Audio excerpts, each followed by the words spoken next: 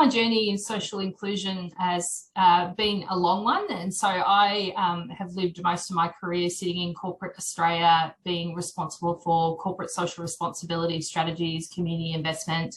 And so over that time, what I've seen is an enormous amount of need out there. So I was the person that in many of my roles where people would approach for funding or support.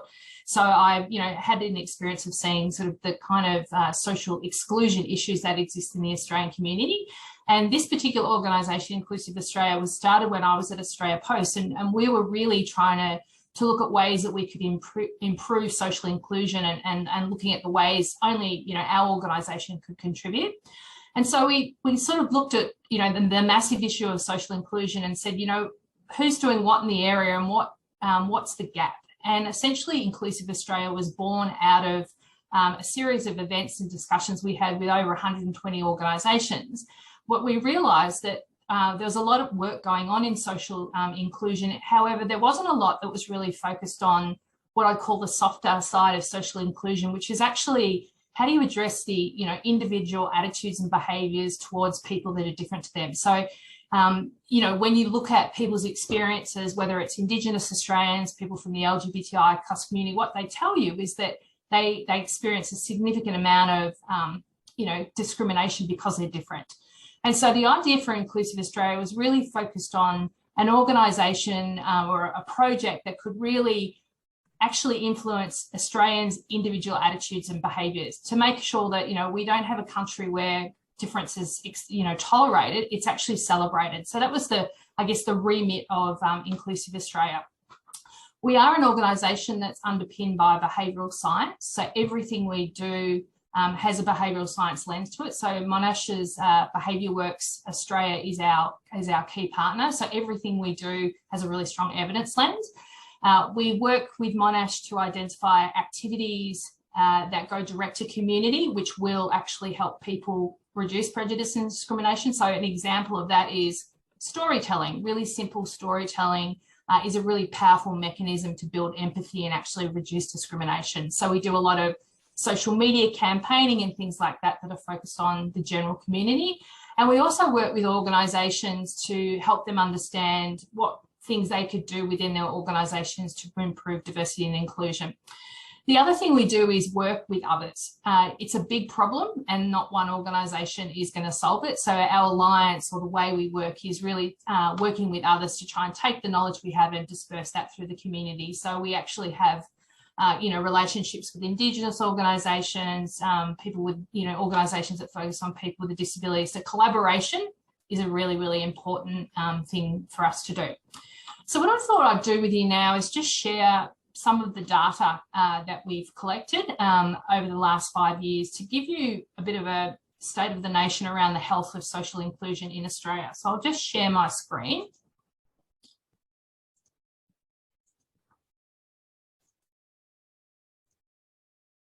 Can you see that okay?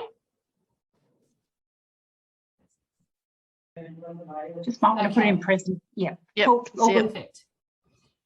So over the past 5 years, we've surveyed over 11,000 Australians who've told us a range of experiences on, how everyday discrimination shows up in their lives. So the Social Inclusion Index, which we've, as I said, have been running for 5 years, essentially looks at 5 things. It looks at people's levels of prejudice, people's level experience of discrimination, both major and minor discrimination, people's sense of connection, belonging, identification with Australia, their well-being. It also looks at willingness to advocate or volunteer on behalf of minority groups in Australia. So basically right now is nearly 1 in 4 Australians have recently experienced major discrimination, like being unfairly denied a job. I don't know if that's surprising to you. It certainly was surprising to me, and that number has continued over the last 4 years. Now, why is this important? We know that if you actually experience a level of discrimination, we know it lowers your well-being. So people who've experienced major discrimination generally have a 15% lower well-being, and I think you agree at a time when well-being and mental health is such an issue, this discrimination does perpetuate the situation. So it's important that we we reduce it. We know that most Australians are not highly prejudiced, but a sizable minority are. And, you know, whilst there is a sort of link between people holding prejudicial attitudes and then obviously then going on to discriminate against others. So prejudice is almost like a precursor to discrimination. Interestingly enough, that coming back to that, what I mentioned before around the importance of storytelling, the importance of contact. If you've never had contact with an Indigenous Australian or someone from the LGBTI community, then you're more likely to have prejudicial attitudes towards them. So it's really important that we foster positive connection, because we know it does reduce prejudice, which will then go on to reduce discrimination as well. So just exposure is something that we really need to work hard on. And then the final side of it is, you know, there is actually a lot of goodwill in our community. There's a lot of people who are willing to stop discrimination there when we see it. There's a lot of people who are willing to advocate and support others from minority groups. So I think the key in all of the index is, whilst there's a dark side to what it's telling us, there's also a positive side in the sense that there's a lot of goodwill in our community, in our organisations, that we really need to unlock in the work we do. What this graph just shows what discrimination, how it varies over the different types of diverse groups in our community. So as you can see, the people who experience discrimination most in our community are Aboriginal and Torres Strait Islanders. And you can see about 3 years ago, there was a significant spike in the experience of discrimination. We're not quite sure what's driving that, whether that's that there is actually more discrimination going on, or whether it's more Indigenous people are reporting it. But it's something that, you know, I know that Reconciliation Australia is seeing in the barometer survey as well. We also see that young people are the second group that experience most discrimination. You see this really big jump up here last year in discrimination. That was driven from COVID, actually. You might remember when the COVID outbreak first happened, it was young people who were probably in less sustainable employment, you know, hospitality, that lost their jobs first.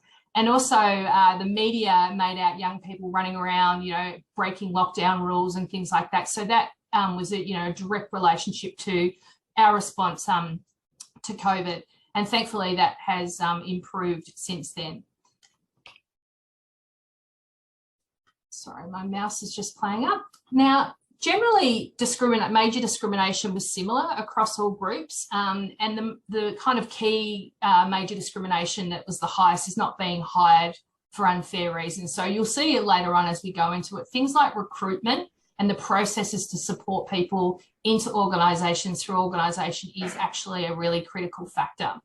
As I mentioned, Aboriginal and Torres Strait Islander people reported that they're more likely to be denied support for their job or on-the-job training, and young people more likely to be discouraged from education. We see a fairly similar trend in everyday discrimination. So everyday discrimination is things like, you know, being treated as you're not so smart as someone else, more discourteously.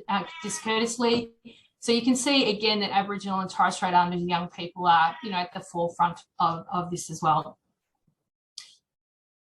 You can see that this last year we had drops of wellbeing across all groups in the community, but we saw a more significant drop in Indigenous and LGBTI people in the last 12 months, and also people on a low income.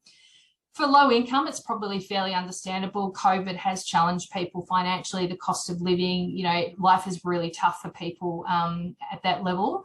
In terms of Aboriginal and Torres Strait Islander LGBTI, again, we're not really sure, but I think, you know, some of it could be to the conversations that are playing out in the media. So I think particularly with the LGBTI and the whole transgender debate, you know, to see your life discussed in such a public manner is very disheartening. So that could be a, you know, a reason why we're seeing those sorts of numbers drop. I wanted to also touch on intersectionality. You might have heard the term. It's when people belong to or identify with more than one group. And we know, for example, that if you belong to more than one group, and in some instances up to 3, then your experience is a lot worse. So, for example, you know, people on low incomes that have a disability or are part of the LGBTI have the lowest personal well-being. We also know that the highest levels of everyday and major discrimination, happen among young Aboriginal people who identify as LGBTI community, Aboriginal and Torres Strait Islanders who identify as LGBTI, and also young people on a disability. So I think when we're thinking about our diversity and inclusion programs, we need to think more broadly. It's not just, for example, about getting women into, high executive roles. It's getting women of colour or women from the LGBTI community. So we need to make sure that we are looking sort of beyond the sort of single view of an individual and really look at those, the contribution and the intersectionality that these people have to offer. Next slide. I also then wanted to touch on some work that we've been doing in the workplace as well. So for the first year, we actually asked people questions around how well their workplaces were doing around diversity and inclusion. And we asked them specifically about social inclusion, socially inclusive cultures where people are treated equally, regardless of the differences such as culture, race, gender, religion, age, sexual orientation, etc. I think in terms of inclusion, my personal view is there's a lot going on in the D space, lots of work to get, diverse groups into quotas and that sort of thing. There's not a lot going on in the I space, the inclusion space. And I think, inclusive cultures really require diverse individuals to actually work together effectively, whether that's with colleagues, or whether it's interacting with customers and community. And whilst in our survey, whilst we saw that most Australians were saying their diversity and equality practices in their workplaces are pretty good, a sizable number of them were less favourable about the perceptions of inclusion in their workspaces. And on the right-hand side, you'll see that, 10 to 14% of people said that they disagreed, that, if they raised a concern about discrimination, they'd be confident that something would be done with it. They also didn't agree with the fact that they felt valued as an organisation. And only half of Australians believe their workplaces fitted the definition of a socially inclusive workplace. So I think that the work on the I is definitely there. And that really requires, as I said, a cultural shift, where people can create the right environments where people can come together and feel like their contribution is heard, feel like they're actually being supported, and feel like the workplace does actually, not just say it does it, but actually, follows through with action. So again, the I is very important. In the workplace, we also know that discrimination still is there. And I think my personal view is there's a lot of work that's been done to address probably more of the major discrimination, those really sort of bad examples of discrimination, but probably the more subtle forms, the more pervasive, everyday discrimination still happens a lot. So from our research, we show that about 40% of people reported that everyday experiences of discrimination happen at work, at least sometimes. And for 15% of people, it was a common occurrence. And I think on reflection, we've all been in meetings where, there were people who didn't get an opportunity to speak. There were people who spoke over each other. So I think those forms are really important forms of sort of more subtle everyday discrimination. So it's understandable that that number is quite high.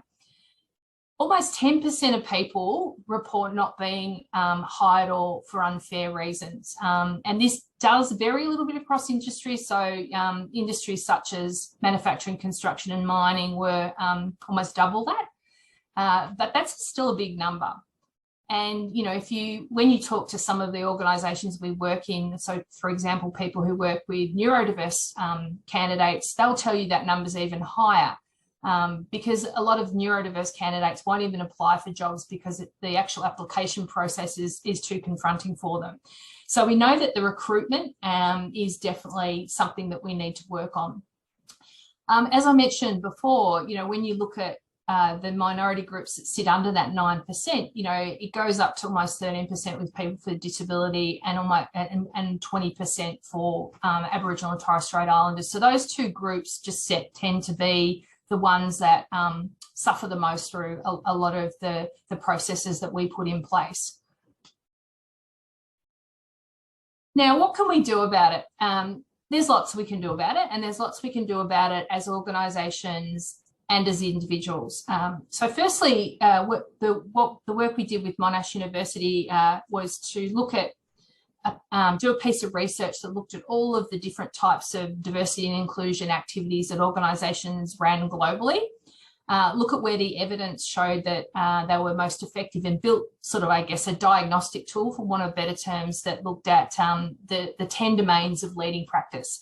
So these are all the different types of ways that organisations can tackle improving diversity and inclusion in the workplace. And I'm not going to go through all of these, but there's a couple that I will call out. As I mentioned to you before, fair selection processes. So things like fair recruitment processes, really, really, really critical. So how well do we know whether people are actually even applying to your ads? You know, how are you being approached? If you're neurodiverse, how are we actually structuring interviews? Because a lot of people, you know, who have neurodiversity would prefer to get questions given to them beforehand so they can prepare better, and don't do very well in interviews on the spot. So these are all just subtle changes that we can make to sort of our processes to make them easier for people to engage around.